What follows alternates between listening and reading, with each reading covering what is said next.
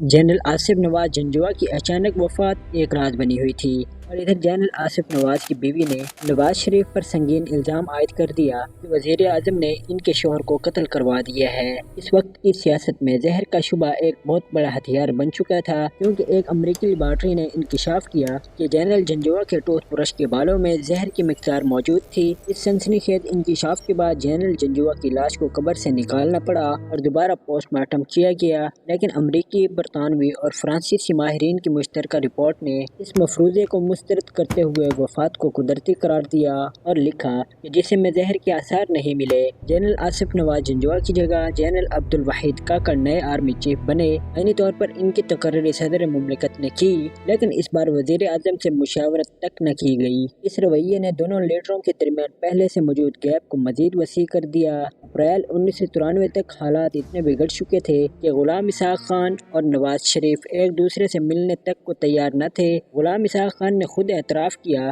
कि हम दोनों के ताल्लुकात पाक भारत कशीदगी से भी ज्यादा तनाव का शिकार हो चुके हैं। इसमें नवाबजादा नसरुल्लाह खान मुतहर्रिक हुए, जिन्हें सियासत का ग्रैंड ओल्ड मैन कहा जाता था। इन्होंने नवाज शरीफ के खिलाफ तमाम सियासी कुव्वतों को एक प्लेटफॉर्म पर इकट्ठा करने के लिए ऑल पार्टीज कॉन्फ्रेंस की तैयारियां शुरू कर दी। सियासी माहिरीन कहते थे कि नवाबजादा की हवेली से निकलने वाला हर रास्ता ऐवान सदर की तरफ जाता है। इन्होंने बेनज़ीर भुट्टो और गुलाम इसहाक खान जैसे सख्त मुखालफिन के दरमियान पुल का किरदार अदा किया। नवाबजादा ने नवाज शरीफ पर सिविलियन डिक्टेटर का लेबल लगाया, क्योंकि इनका हुक्का और इनकी सियासत इस वक्त इस्लामाबाद के सियासी दर्जे हरारत को कंट्रोल कर रही थी। इन्होंने ही बेनज़ीर भुट्टो को कायल किया कि सदर के साथ मिलकर ही इक़्तिदार की राहदारियों तक पहुंचा जा सकता है। अपोजिशन लीडर बेनज़ीर भुट्टो, जो हुकूमत ख़त्म करने के लिए बेताब थी, इन्होंने सदर मुमलिकत से इत्तेहाद कर लिया और अपने अरकान के इस्तीफे सदर को पेश कर दिए। इन तीनों बड़े लीडरों के जिद्दी रवैयों ने मुल्क को पॉइंट ऑफ नो रिटर्न पर ला खड़ा किया। फिर वो तारीखी वाक़या हुआ जो जमहूरी तारीख में कम ही देखने को मिलता है। एक वजीर आजम ने अपने ही सदर के खिलाफ कौम से खिताब किया। 17 अप्रैल 1993 को नवाज शरीफ ने टीवी और रेडियो पर कौम से खिताब किया। ये एक पुरजोश खिताब था, जिसमें इन्होंने ऐवान सदर को साजिश का गढ़ करार दिया और इल्जाम लगाया कि इनके साथियों को तोड़ने के लिए वजीर आजम बनने के लालच दिए जा रहे हैं। इन्होंने तंज किया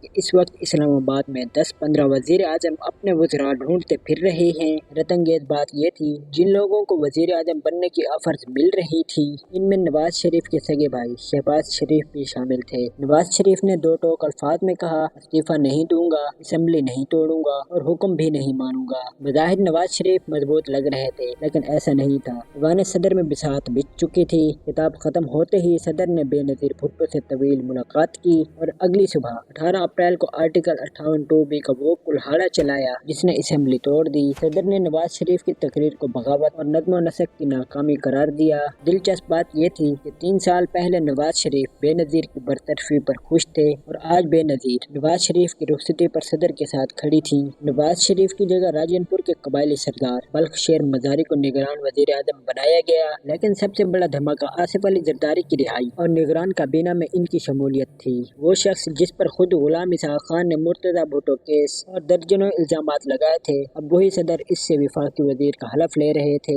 आसिफ अली जरदारी की फातिहाना मुस्कुराहट बता रही थी कि ये बेनज़ीर और सदर के दरमियान होने वाली खुफिया डील का नतीजा है। इस सियासी जोड़ तोड़ में मौलाना फजल रहमान भी वसीतर मुल्की मफाद के तहत शामिल थे। इन्होंने नवाज शरीफ की पॉलिसी को माशी तबाही का जिम्मेदार करार देते हुए बेनज़ीर भुट्टो का भरपूर साथ दिया। मौलाना ने खारजा अमूर कमेटी की सरबराही संभाली और सदर के साथ मिलकर निगरान सेटअप में अपनी जगह पक्की की। इनकी शमूलियत ने इस इत्तेहाद को एक मजहबी सनद भी फराहम कर दी। इस सूरत हाल पर एक सितम ज़रीफ ने कार्टून बनाया कि बेनज़ीर के वो कारकुन जो 3 साल पहले गो बाबा गो गुलाम इसहाक खान के खिलाफ नारे लगा रहे थे, अब स्टे बाबा स्टे सदर को बरकरार रखने की दुआएं मांग रहे थे। इन्हीं दिनों फिल्म नो बेबी नो की धूम थी, जो सियासत के इस खेल पर बिल्कुल फिट बैठ रही थी। बेनज़ीर भुट्टो से जब इस मुतनाज़ इत्तेहाद पर सवाल हुआ तो इन्होंने इसे आईनी बहरान से बचाओ और मुल्की मफाद करार दिया, मगर ये निज़ाम सिर्फ 39 दिन तक चल सका, क्योंकि नवाज शरीफ की बरतरफी का मुकदमा सुप्रीम कोर्ट पहुंच चुका था। वहाँ चीफ जस्टिस ने फैसले से पहले एक इंतहाई अहम शख्सियत को फोन किया और अहम सवाल पूछा कि असेंबलियां बहाल कर दें। वो शख्स कौन था और क्या जवाब मिला? क्या वजह बनी कि एक वजीर आला ने पुलिस को फौज के खिलाफ कार्रवाई का हुक्म दे दिया? सब कुछ अगली किस्त में दिखाएंगे।